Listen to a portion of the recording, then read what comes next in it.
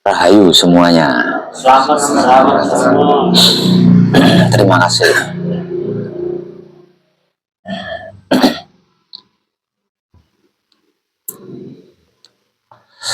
Ini lama kita tidak berjumpa.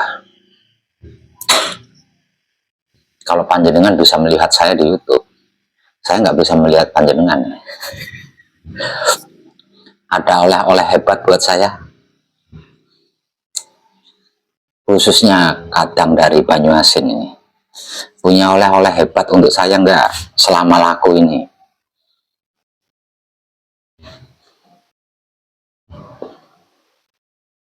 Pripun Bapak kayak ada hadiah hebat nggak buat saya selama laku? Selama gimana ya, nggak ada yang aku ceritakan karena apa ya, nggak ada apa-apa, jadi nggak bisa cerita. Ya bukan itu maksudnya, itu mungkin saya nanti mau saya tanyakan langsung sama Pak Web kalau Pak Web kesini, atau mau saya ceritakan secara langsung sama Pak Web ketika Pak Web kesini. Itu namanya oleh-oleh hebat buat saya. Nggak punya seperti itu. Yang lain bagaimana yang lain?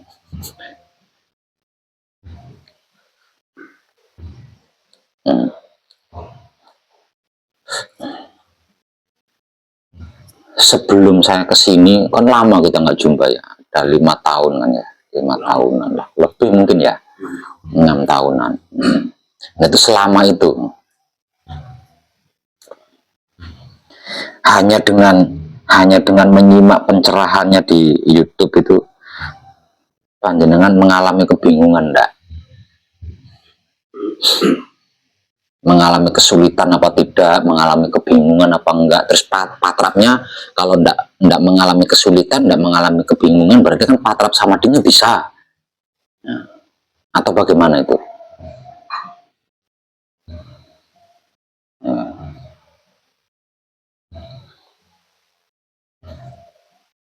Gimana?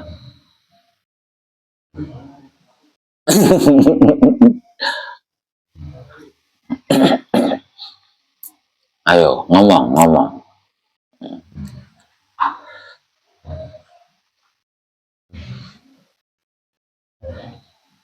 Loh, satu persatu saya nanya satu persatu. Mengalami kebingungan enggak lakunya? Kalau untuk mengalami kebingungan ya, terima kasih Pak. Ya, sampaikan. Sebenarnya kalau untuk mengalami kebingungan, ya kadang bingung terus. Lah iya, itu yang saya mau itu maksudnya. Bingung.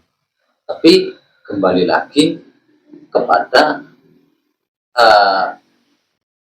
rasa menikmati itu. Memang mungkin apakah seperti itu prosesnya, proses lakunya seperti itu ya kurang lebih yang jelas di lingkungan memang ya tanggapannya seperti itu, memang beda lah karena memang apa ya, sudah berubah drastis gitu loh Pak. Jadi tanggapan kawan-kawan mungkin yang katakanlah yang biasa, yang menyadari ya memang itu pilihannya, ya silakan kan seperti itu. Tapi bagi yang tidak menyadari, mereka kadang timbul rasa semacam kayak apa ya, benci. Benci itu timbulnya jadi sakit hati gitu. Ya itu Pak. Ada kalanya seperti itu. Iya betul.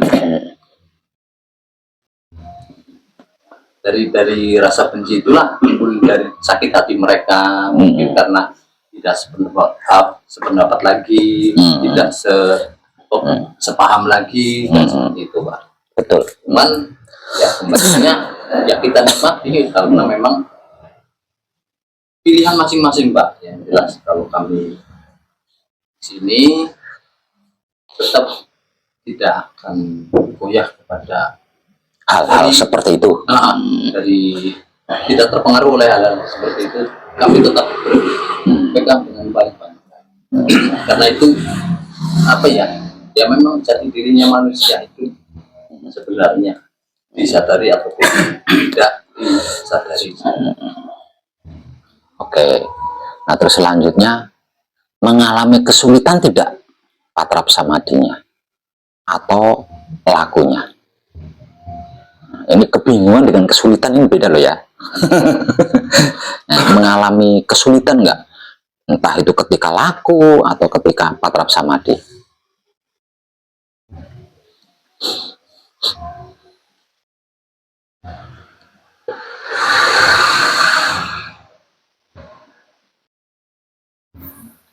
Kayaknya ya saya itu bantu mikir loh. Kayaknya diisi dong, kayaknya apa? Nah, jadi gini, terus terang kalau untuk saya pribadi lah, Nah, kesulitan ya tidak ada. Saya pribadi kalau untuk kesulitan datang gini Pak, karena untuk di rumah khususnya saya pribadi itu kan kalau pas di rumah kan, waktu di bukan di kebun lah waktu itu. Kalau biasanya kan yang rutin kan di kebun. Jadi kalau untuk di kebun kan kita sendiri-sendiri Pak. Jadi, katakanlah waktu kita yang menentukan gitu. Tapi kalau di rumah kadang waktu itu kan terbagi Pak, antara untuk keluarga, untuk hidup kita kan, kadang disitulah kita menghadapi ya kesulitan itu tadi. Termasuk itu Pak. Berpikir bagaimana menempatkan agar bisa katakanlah nata gitu.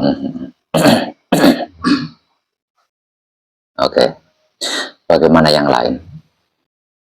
Itu sudah dimulai sama Mas siapa? Mas Surip. Nah, coba yang lain bagaimana? Apakah mengalami sama seperti itu atau berbeda yang lainnya?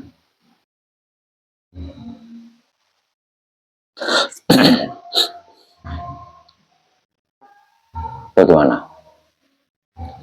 Jawab dong, kan kita kadangan. Kalau iya ya katakan iya sama, kalau enggak ya enggak. Terus ceritakan apa yang menjadi apa yang membingungkan, apa yang menjadi kesulitan, apa. Jangan sulit-sulit, jangan dibuat sulit.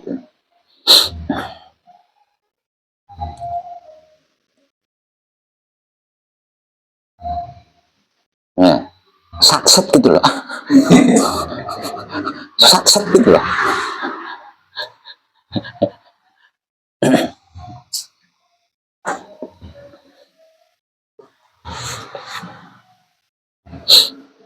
Kalau bapaknya bagaimana bapaknya?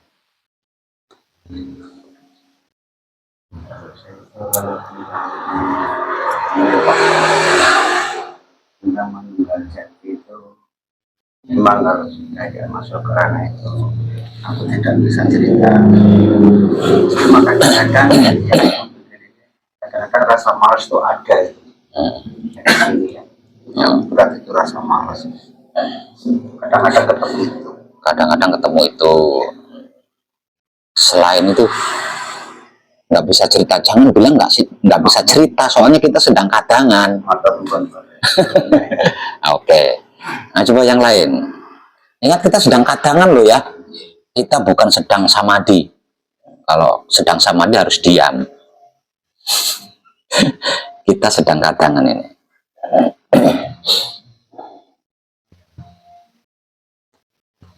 Halo.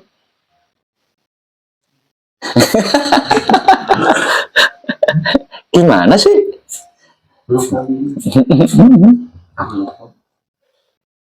Bukan takon, saya jawab dulu saya ya. Kan?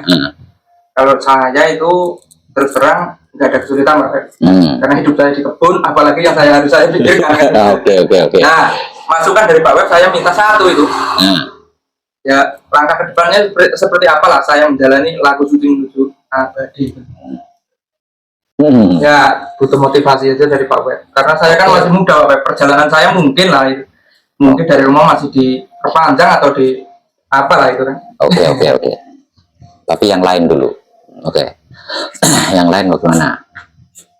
Mbaknya bagaimana mbaknya?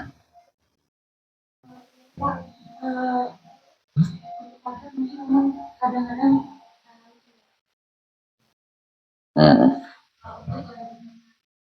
yang saya rasakan setelah manapun dari Bapak itu tuh rasanya semuanya tuh biasa aja, selain rasa amarah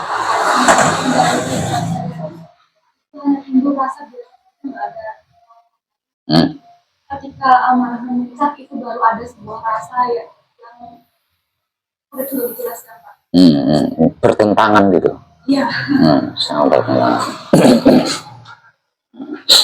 Yang lain bagaimana? Ini yang dari Banyuasin dulu nih yang saya utamakan, soalnya ini Banyuasin ini. Nah, gimana yang lain?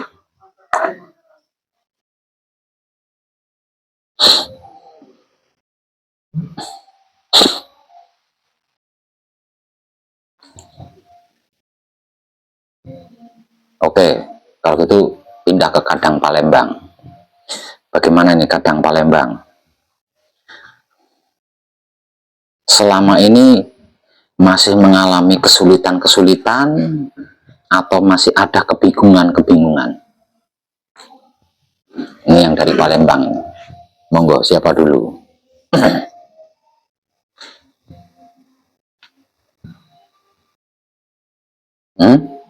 Palembang.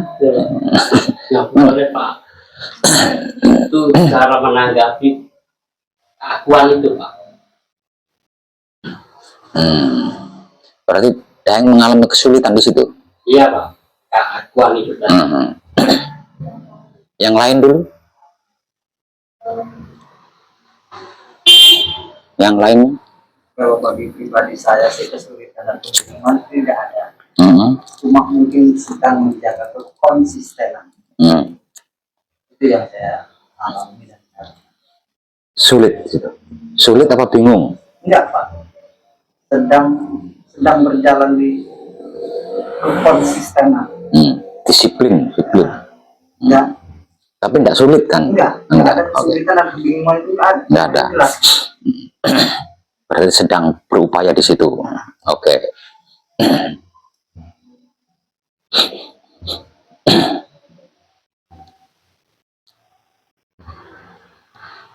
Seperti ini. Ini khususnya yang sudah manunggal jati. Khusus untuk yang sudah manunggal jati. Bahkan yang belum manunggal jati sekalipun, itu kan ranahnya ranah kesadaran. Ranahnya adalah ranah kesadaran. Entah itu yang masih laku murni maupun laku suci. Yang sudah manunggal jati atau belum manunggal jati. Itu sejak awal mengkaji diri itu kan ranah yang ditempati adalah ranah kesadaran. Nah, kesadaran yang menjadi ranah kita sebagai putra kekudangannya Romo itu bukan kesadaran biasa gitu ya. Bukan kesadaran biasa. Melainkan kesadaran cinta kasih sayang.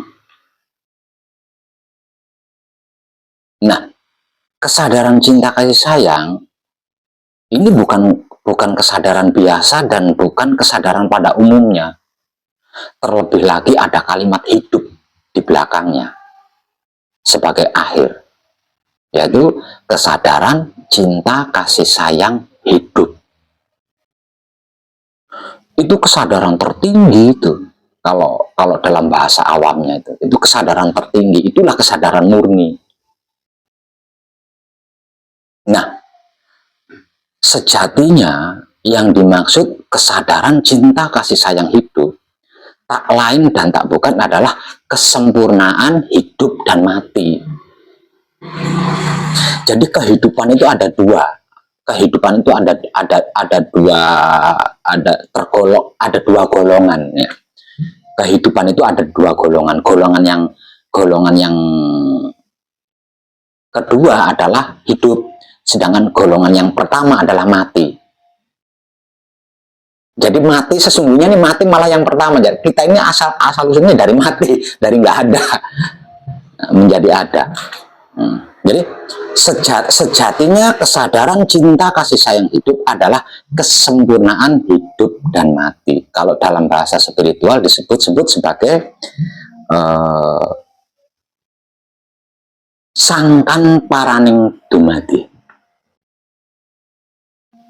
Kalau di bahasa Indonesia kan asal usulnya kejadian. Itulah yang dimaksud sampurnaning patilan urip. Jadi sampurnaning patilan urip itu adalah asal usulnya kejadian atau awal kejadian atau sangkan paraning dumadi. Kalau dalam religi, kalau dalam istilah religi Islamnya disebut sebagai inna lillahi wa inna ilahi rojiun.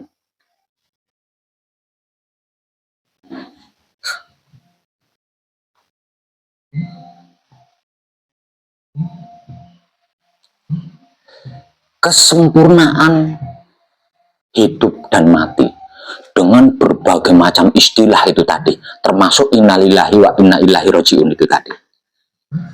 Kita ndak usah mengungkap hidup, ndak usah mengungkap mati lah, terlalu jauh. Kita ungkap kesempurnaannya saja.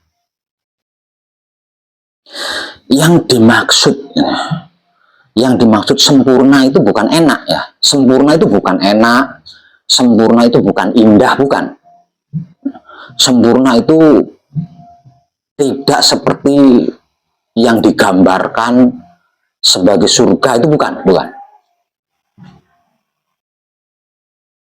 Sempurna itu bukan benar atau bukan kebenaran. Sempurna itu bukan kebajikan. Sempurna itu bukan kebaikan. Sempurna itu adalah lengkap, komplit, tidak kurang satupun.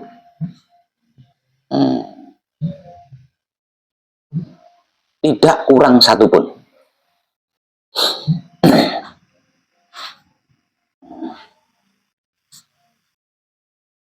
Itu yang dimaksud sempurna.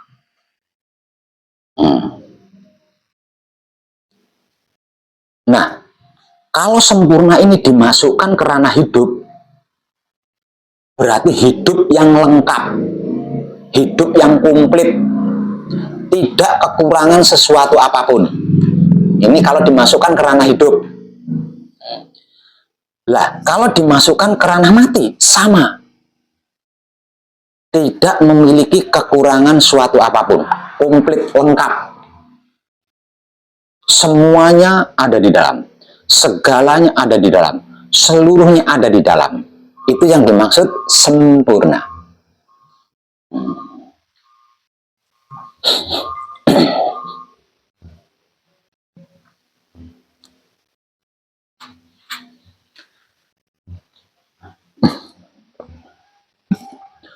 Bahkan yang dimaksud Tuhan saja tidak sempurna. Yang dimaksud Tuhan itu tidak sempurna. Betapapun kita menyebutnya sebagai maha sempurna, namun sesungguhnya yang dimaksud Tuhan itu tidak sempurna. Kenapa saya nyatakan yang dimaksud Tuhan itu tidak sempurna? Karena dia kurang satu. Kurang satu dia. Mau dijumlah seberapapun dia tetap kurang satu. Tidak bisa genap dia. Di sini saya berani menyebut bahwa yang dimaksud Tuhan tidak sempurna. Karena dia ganjil, kurang satu. Mau dihitung 1000, 1000 kurang satu. Mau dihitung 100, 100 kurang satu.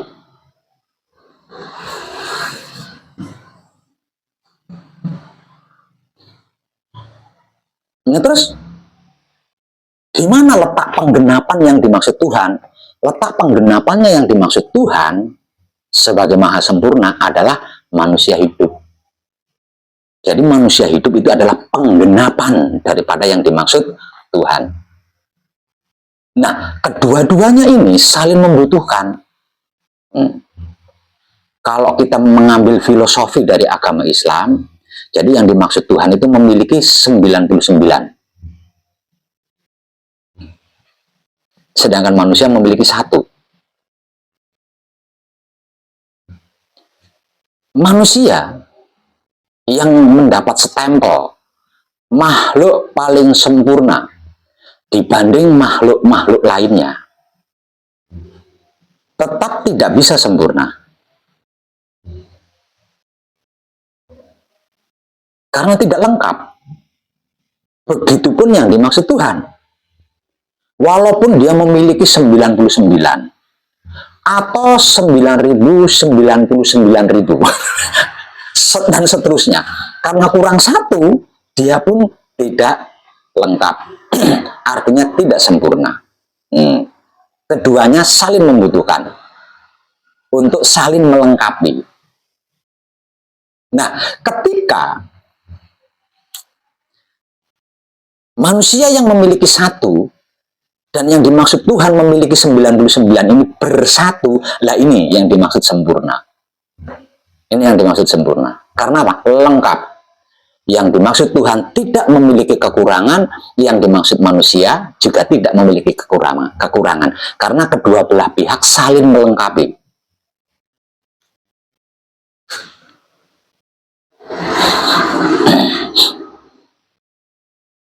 Nah, karena yang dimaksud sempurna adalah lengkap, komplit. Nah, ini panjenengan yang kemungkinannya gagal paham. Kemungkinannya itu gagal paham. Bahwasanya apapun itu yang panjenengan alami, itu adalah bentuk kesempurnaan yang sedang mempersaksikan dirinya dengan berbagai macam perwujudan. Seperti malas, semangat, baik, buruk, enak, tidak enak, bingung, tidak bingung, kesulitan, gampang. Itu semuanya adalah bentuk kesempurnaan yang jumlahnya tak terhingga, sedang mempersaksikan dirinya kepada kita karena kita mengaku manunggal jati. Karena manunggal jati ini adalah kesempurnaan itu tadi kan. Nah, karena kita berani mengaku manunggal jati, maka manunggal jati yang isinya komplit lengkap itu tadi memperlihatkan dirinya satu persatu. Buktikan kalau memang kamu manunggal jati, kamu tidak akan mengelak dan tidak akan menolak apapun bentuk perwujudanku sebagai Sang Maha Sempurna.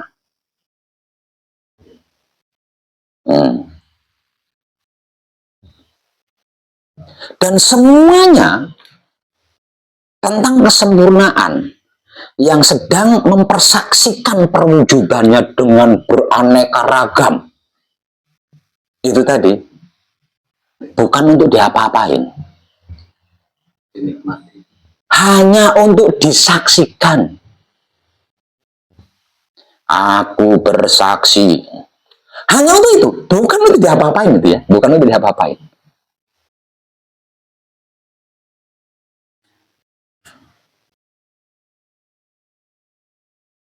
Jadi jangan pernah terpengaruh apalagi mengikuti apa yang sedang kita saksikan. Karena apa yang sedang kita saksikan itu bukan untuk mempengaruhi kita. Juga bukan untuk kita ikuti. Terlebih lagi sampai melakukan. Bukan. Kesempurnaan hanya mempersaksikan dirinya. Ini loh, aku sebagai malas. Ini loh, aku sebagai semangat. Ini loh, aku sebagai bingung. Ini loh, aku sebagai enak, tidak enak, dan bla bla bla bla, semuanya itu. Hanya untuk disaksikan.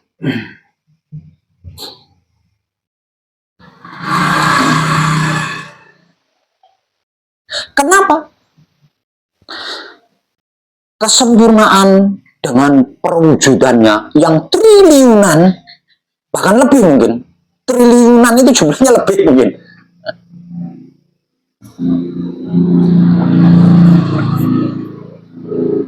Kesempurnaan dengan perwujudan triliunan itu tadi, satu persatu menampakkan diri, tak lain dan tak bukan tujuannya agar supaya kita merdeka,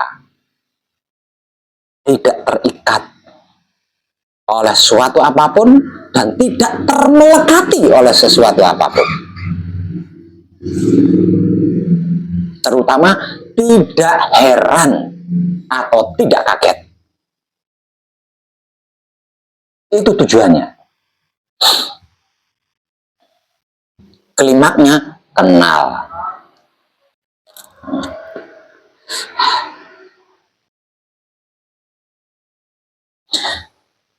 Mengalami tidak enak, aduh, terlebih lagi nolak, berarti belum kenal jati diri itu.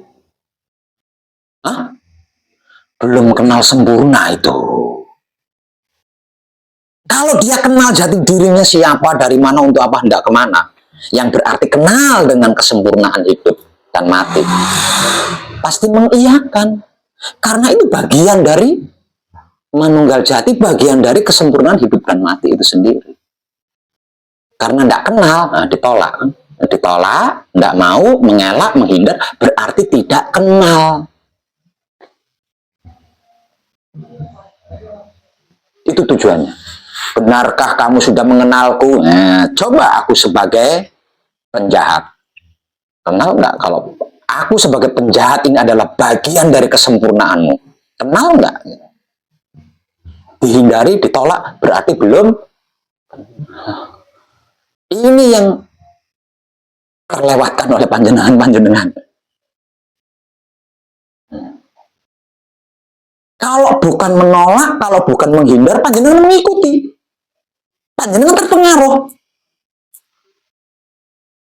Kalau bukan instruksi, kalau bukan menolak, kalau bukan mengikuti, panjenengan terpengaruh, panjenengan mengikuti, bahkan melakukannya.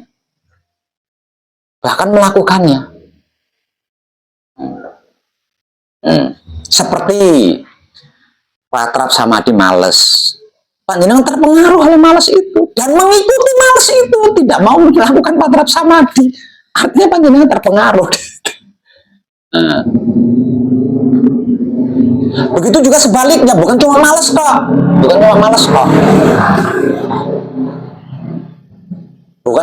kok. Ketika dia muncul sebagai semangat patrap, panjenengan pun terpengaruh. Panjenengan mengikuti semangat itu, melakukan patrap samadhi.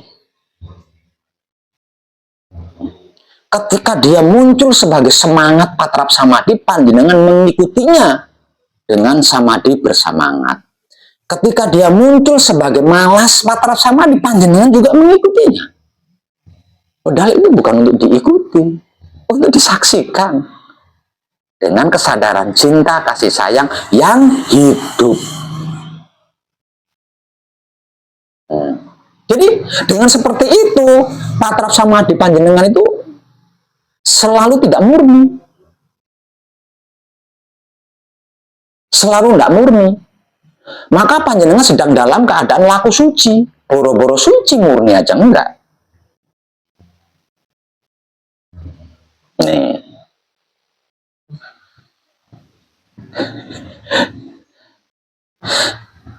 kenapa manusia hidup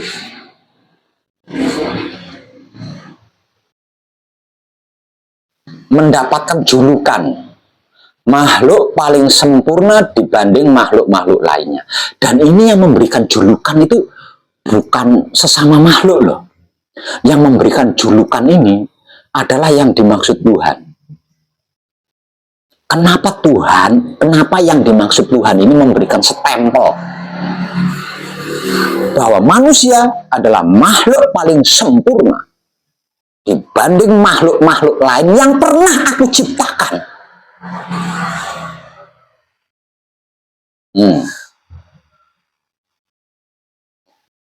Karena semua isinya alam semesta itu ada pada manusia. Nah, semua isinya alam semesta itu ada pada diri manusia. Bahkan yang dimaksud Tuhan ada pada diri manusia. Karena inilah manusia disebut sebagai makhluk paling sempurna dibanding makhluk-makhluk lainnya.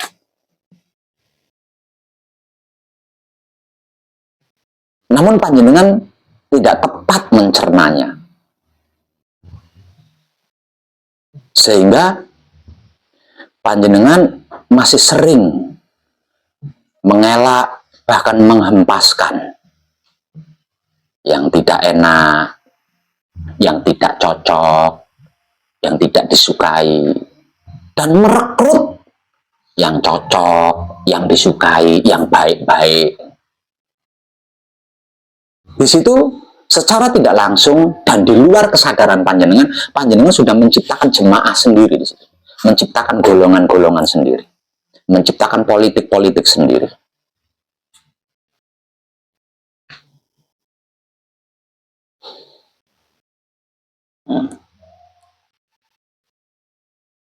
Jadi apapun yang panjenengan alami, entah itu ketika patrap samadhi, di luar patrap samadhi, bahkan ketika panjenengan tidur, itu adalah kesempurnaan yang sedang mempersaksikan perwujudannya kepada diri panjenengan. Untuk apa? Untuk dikenali, untuk dihafal. Bukan untuk diapa-apain, apalagi diikuti.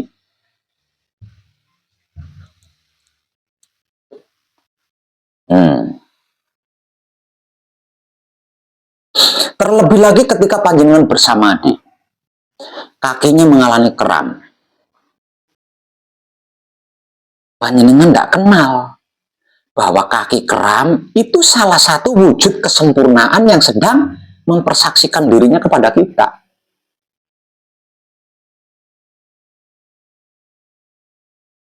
Nah, panjenengan bukan hanya terpengaruh, malah menghakimi lagi. Kaki panjenengan yang keram itu panjenengan hakimi. Kaki panjenengan yang keram itu panjenengan adili. Padahal kaki keram panjenengan itu adalah bagian dari kesempurnaan yang sedang memperkenalkan diri kepada panjenengan. Yang sedang mempersaksikan dirinya kepada panjenengan bahwa aku sebagai kesempurnaan itu punya kaki keram. Kalau harus dinyatakan. Ada kaki kerang di dalam kesempurnaanku.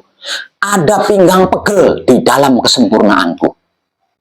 Ada baik buruk, enak tidak enak, bla bla bla, semuanya ada di dalam kesempurnaanku. Tidak ada sesuatu hal apapun yang tidak berada di dalam kesempurnaanku. Kalau ada yang di luar kesempurnaanku, berarti aku belum sempurna. Aku tidak sempurna.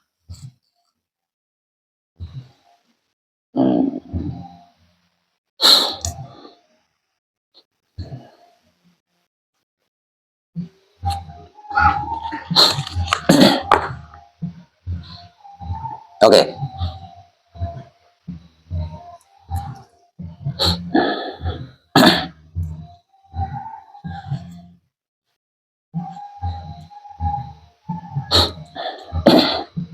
Untuk yang masih membutuhkan motivasi dari saya,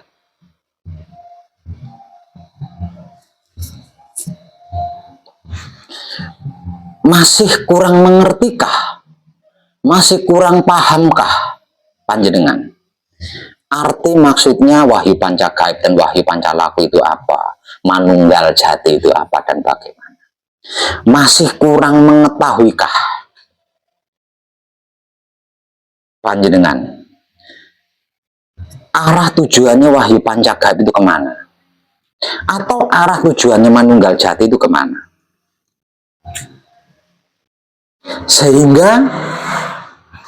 Sehingga kesadaran panjenengan belum bisa mencintai wahyu pancagaib.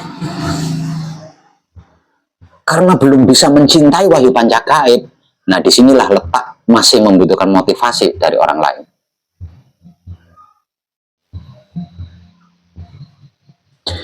ketika panjenengan jatuh cinta kepada sesama manusia yang berlainan jenis, apakah panjenengan butuh motivasi?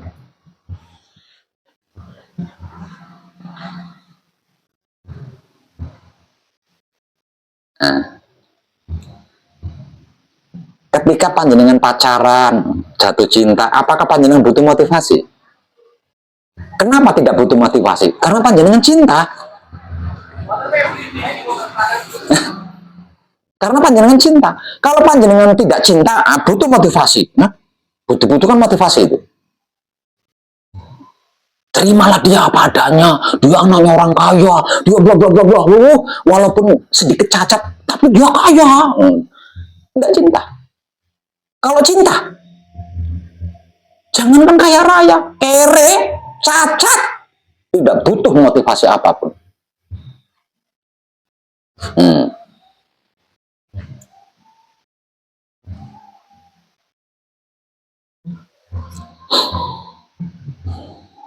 Wahyu Pancagaib adalah isi ragamu. Wahyu Pancalaku adalah sikap dan sifatnya, isi ragamu. Manunggal Jati adalah kemanunggalan isi ragamu. Alasan apa yang membuatmu sulit mencintai isi ragamu? Tanpa Wahyu Pancagaib, ragamu kosong, ragamu mayat. Ragamu belum menjadi mayat karena ada Wahyu Pancagaib di dalam. Karena masih digunakan oleh Wahyu Pancagaib ragamu. Nah, apa yang membuatmu sulit untuk jatuh cinta kepada isi ragamu sendiri? Kau bisa mencintai makhluk lain, kau bisa mencintai orang lain. Kenapa tidak bisa mencintai isinya ragamu sendiri? Maka tanpa isinya ragamu, ragamu itu kosong, mayat.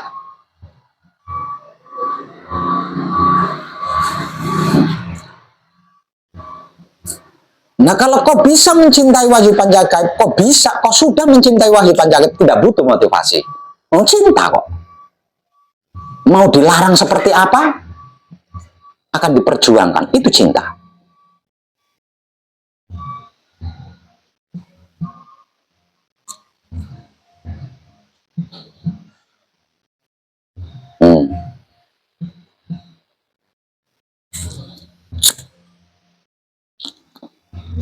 Untuk bisa mencintai Wahyu Pancagaib secara kontinu,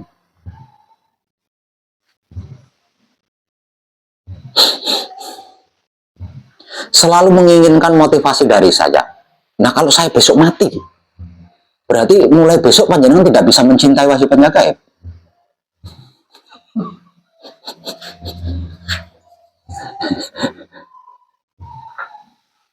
Nah, itu prinsip. Ya, itu prinsip. Aku bisa mencintai barang, aku bisa mencintai produk, aku bisa mencintai sesama makhluk hidup.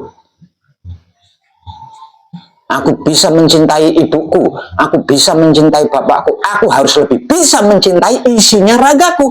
Karena yang menjadikan ragaku bisa mencintai itu, nah, Wahyu Pancagaib. Dan ketika panjenengan sudah mencintai Wahyu Pancagaib apa adanya, jangan takut. Kalau ada sesuatu yang panjenengan belum mengerti, pasti akan diberi mengerti oleh Wahyu Pancagaib. Ada sesuatu yang belum panjenengan pahami, akan dipahamkan oleh Wahyu Pancagaib. Ada sesuatu yang panjenengan belum tahu, akan diberitahukan oleh Wahyu Pancagaib. Kalau panjenengannya cinta. Gitu. Syarat dan langkah paling pertama mengkaji diri adalah mencintai diri. Kalau belum mencintai dirinya, sampai kapanpun tidak bisa mengkaji diri itu. Karena tidak mungkin kita mengkaji sesuatu yang kita tidak cinta. Sesuatu yang kita tidak suka. Gitu. Itu tidak mungkin. Nah, setelah belajar mencintai diri sendiri dan bisa mencintai diri sendiri, maka dimulai dari situlah dia benar-benar mengkaji diri. Kalau belum, dia masih berupaya mengkaji diri. belum mengkaji diri, masih berupaya mengkaji diri. Selagi dia belum bisa mencintai dirinya. Nah, diri yang dimaksud itu apa? Kan wahyu pancagaib itu kan.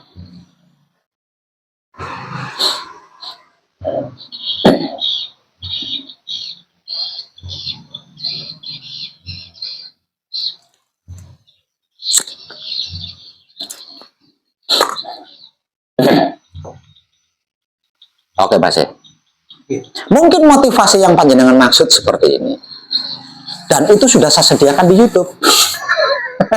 Selebihnya kamu harus berupaya mencintai isi ragamu dengan versimu tanpa dimotivasi oleh siapapun.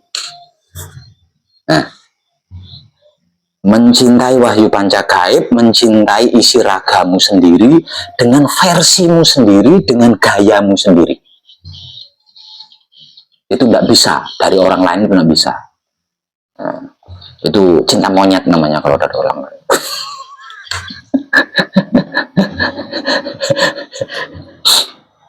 Harus dengan versimu sendiri, harus dengan gayamu sendiri. Itu baru diterima. Kalau nggak terima, ala cintamu niru. Oke, Mas. Oke.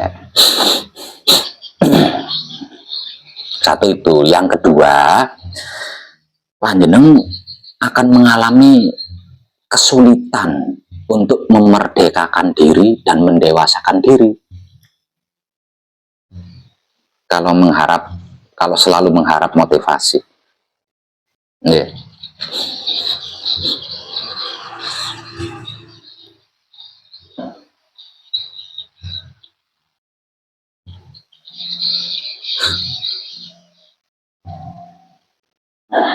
Selanjutnya, dengan yang sudah saya sampaikan, dan sudah terjawab belum?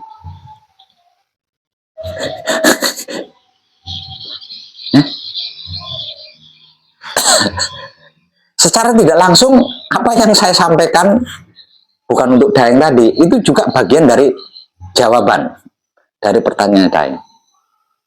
Terjawab belum di situ?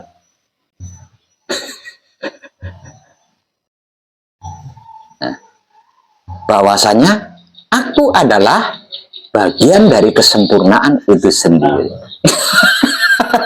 Yang sedang menampakkan dirinya, yang sedang mempersaksikan dirinya, yang sedang memperkenalkan dirinya bahwa di dalam kesempurnaanku ada aku. Nih aku.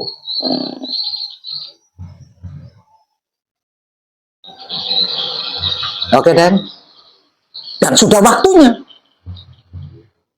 Sudah waktunya Daeng menggunakan aku untuk mengabdi, untuk melayani alam semesta. Kalau tidak menggunakan aku, mau menggunakan apa, Dan? Nah, mau menggunakan apa? Kalau tidak menggunakan ego, kalau tidak menggunakan pamrih, kalau tidak menggunakan arogan, mau menggunakan apa? Kalau tidak menggunakan ego, pamrih, arogan, pasti eman-eman, Dan. Iya enggak? Nah, pasti itu. Pasti pakai kalkulator itu, Dan. Ya. Selama ini kita kan dikuasai ego, pamrih, arogan, alias aku. Kalau bahasanya Daeng kan simpel banget, aku. Jadi aku itu kan ego, pamrih, arogan. Itu kan Pak. Iya, selama ini kan kita dikendalikan oleh aku. Selama ini kita dikuasai oleh aku. Nah, sekarang aku ini sudah menjadi bagian dari kesempurnaan jati diriku. Istirahat sesungguhnya dia. Selama ini sesungguhnya dia itu istirahat, ya. Nggak bisa berkutik ya. Karena apa? Karena sudah menjadi kesempurnaan jati diri kita. Namun manusia itu kan punya memori, kan? Ya, manusia itu punya memori. Manusia itu punya hati nurani. Hati nurani itu bahasa spiritual.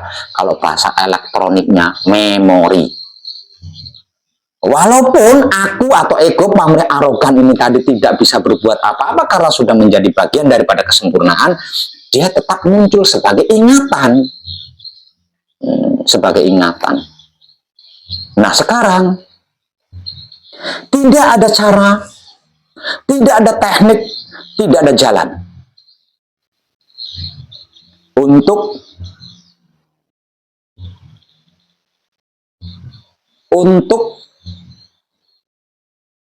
mengenal seakrab-akrabnya jati diri selain mengabdi kepada hidup dengan cara melayani alam semesta. Maka segera gunakan ego pamrih arogan itu untuk melayani alam semesta sebagai bentuk pengabdian kepada hidup yang selama manunggal jati disiksa oleh kerinduan untuk bisa berjumpa dengan yang ada di luar.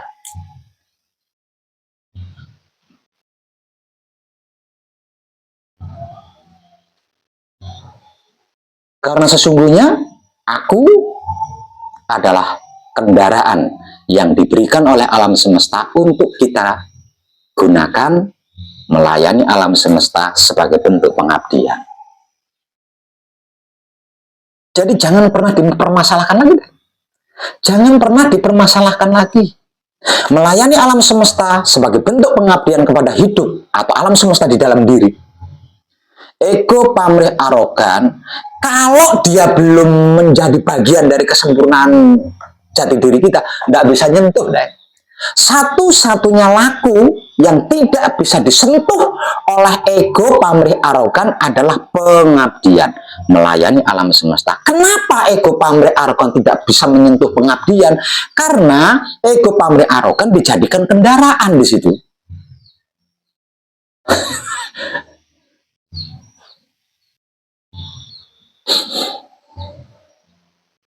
Pendorong, penyemangat, sehingga tidak hitung-hitungan lagi.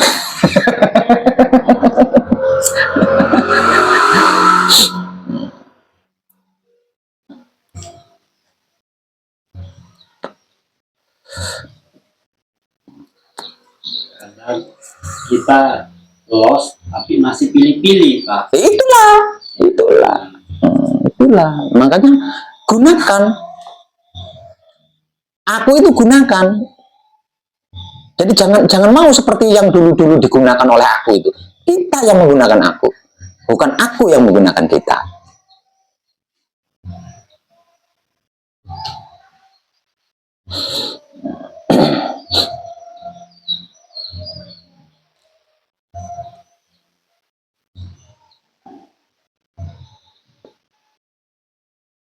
Oke, Deng. Siap. Disiplin, konsisten. Itu adalah gerak-gerik kita. Disiplin, konsisten itu adalah gerak-gerik kita. Betapapun kita disiplin, betapapun kita konsisten, kalau gerak-gerik kita bukan melayani alam semesta, yang berarti tidak mengabdi kepada hidup, itu juga sia-sia. Kedisiplinanmu akan sia-sia. Karena apa? Karena manunggal jati adalah ranahnya ranah mengabdi.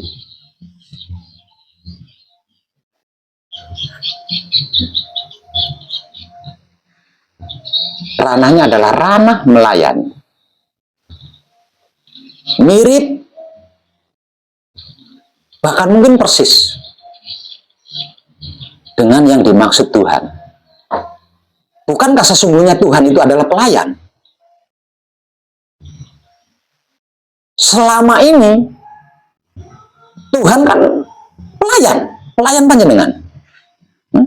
Suruh jaga motor, suruh jaga lahan, suruh jaga raga supaya sehat, ya enggak? Pelayan.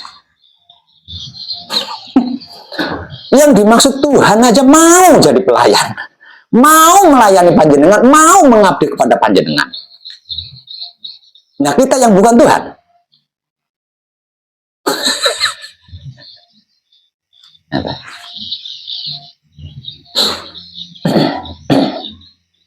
Manunggal Jati adalah puncaknya Telaga Tanjung. Dan tidak ada yang lebih tinggi dari Telaga Tanjung. Tidak ada ketinggian di dalam puncak Telaga Tanjung, di atas puncak Telaga Tanjung.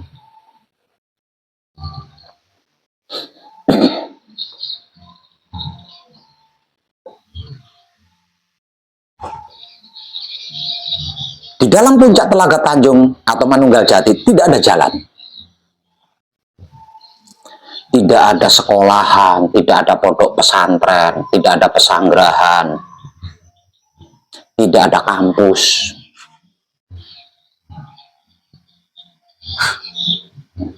Bahkan tidak ada alat. Apapun itu.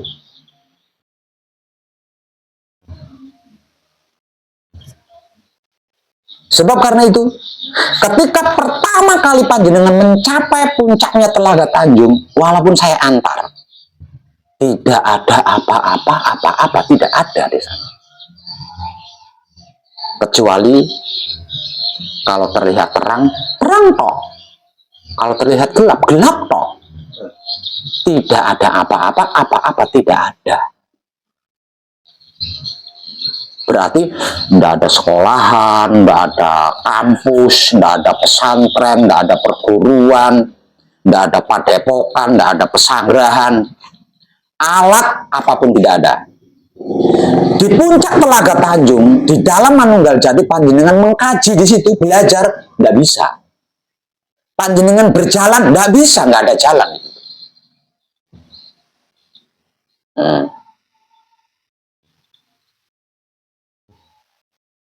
Bertanya nggak bisa, mencari nggak bisa, berpakaian pun tidak bisa, menggunakan wahyu panjagat nggak bisa.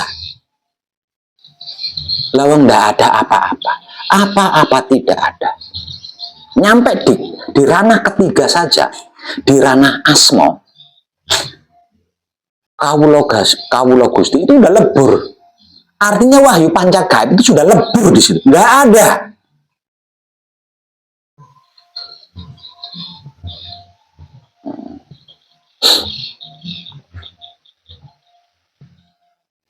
Jadi di ranah Manunggal Jati, panjenengan bertanya, semakin bingung. Panjenengan mencari, semakin bingung, semakin tersesat. Semakin banyak tingkah, semakin celaka. Mengkaji diri, capek tok hasilnya. Belajar, capek tok hasilnya. Karena itu bukan ranahnya.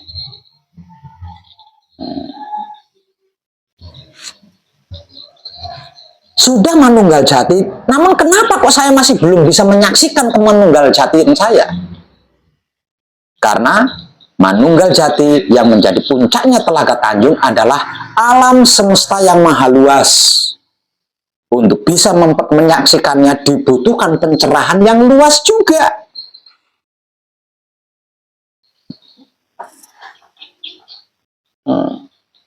Nah, panjenengan berhasil mencapainya dengan bekal pencerahan singkat dari saya ketika di pesanggrahan selama 4 hari 5 malam.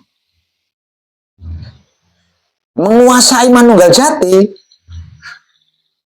yang tak lain dan tak bukan adalah alam semesta yang maha luas, ya nggak bisa. Dibutuhkan pencerahan yang luas juga.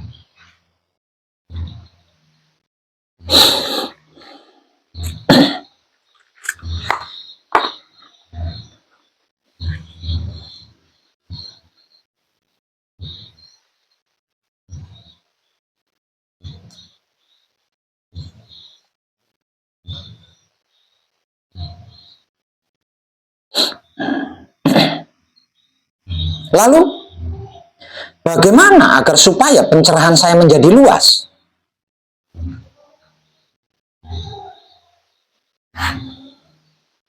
Coba sekali waktu panjenengan renungi Palungguh Jati. Bukankah di dalam Palungguh Jati, diri panjenengan sudah menyatakan bahwa semuanya itu adalah mengabdi? Coba renungi Palungguh Jati itu. Palungguh Jati adalah jati diri panjenengan. firman terakhirnya apa coba bunyinya?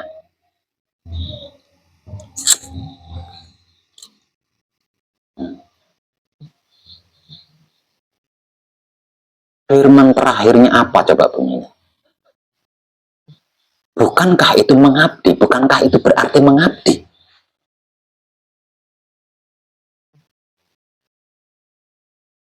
Bukankah itu berarti melayani?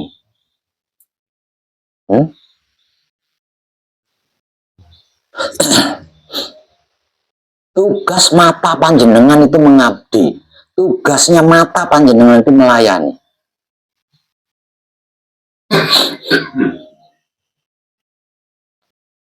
Tugasnya lidah panjenengan itu mengabdi, melayani.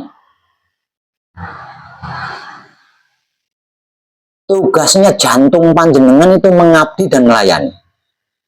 Tugasnya telinga panjenengan itu mengabdi dan melayani.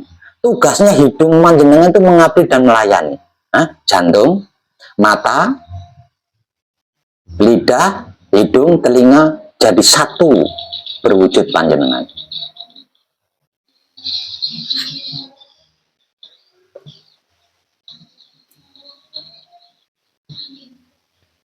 Nggak bisa cuma telinganya panjenengan aja yang mengabdi, nggak bisa. Kalau nggak diantar oleh jiwa raga panjenengan, telinga panjenengan nggak bisa melakukan pengabdian, walaupun dia tahu tugasnya mengabdi.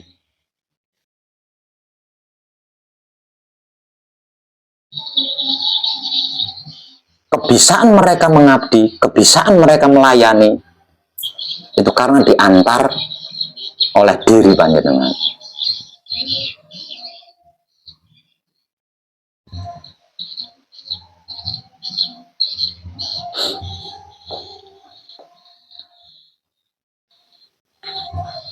Di dalam Manunggal Jati, berada di puncak Telaga Tanjung, panjenengan tidak segera mengabdi, panjenengan tidak segera melayani, kesadaran panjenengan tidak akan pernah bisa menyamai Manunggal Jati, tidak akan pernah setara dengan Manunggal Jati.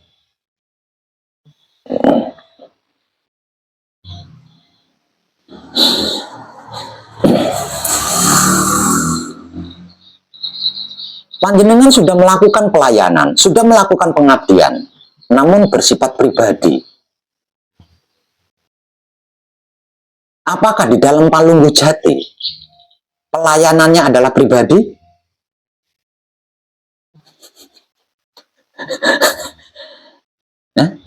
Pelayanannya kan alam semesta, bukan pribadi.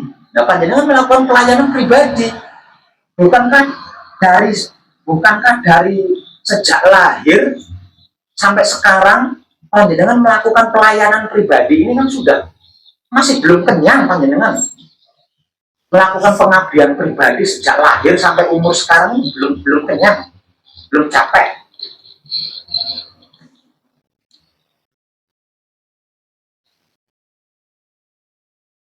Nah, terus kapan giliran alam semesta yang sebagai tugas panjenengan? Kita berada di muka bumi untuk menjalankan tugas itu kepada alam semesta. Kalau bukan karena tugas itu, kita tidak di sini.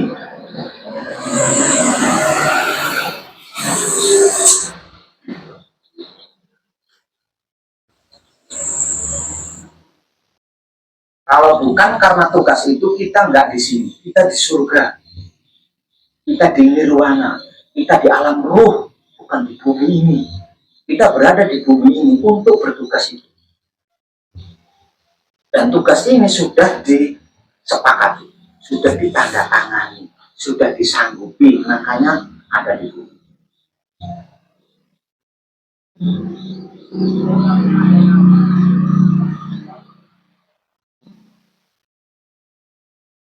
Maka di setiap detik usia kita dihapus. Setiap detiknya usia kita itu dihancurkan, dihapus.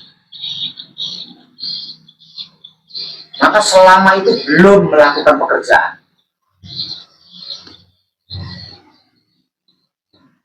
Jadi kita itu makan gaji buta.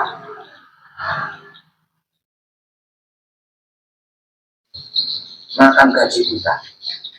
makan minum iya, tapi bekerja tidak pernah, menjalankan tugas tidak pernah, malah merusak dia, mengotori, merusak dia. Padahal tugas kita bukan merusak, tugas kita bukan mengotori, tugas kita adalah menjaga, merawat, mengelola, melestarikan, dan menyelamatkan kesempurnaan. Namun kesempurnaannya selalu kita nodai, selalu kita rusak.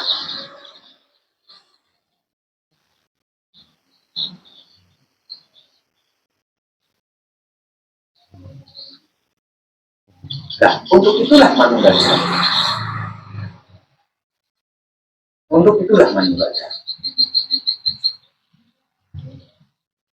Jadi kalau di dalam manunggal jati panjenengan masih mengkaji, percuma. Di dalam manunggal jati panjenengan masih belajar, masih bertanya, masih membutuhkan motivasi, percuma. Untuk apa manunggal jati? Untuk apa manunggal jati?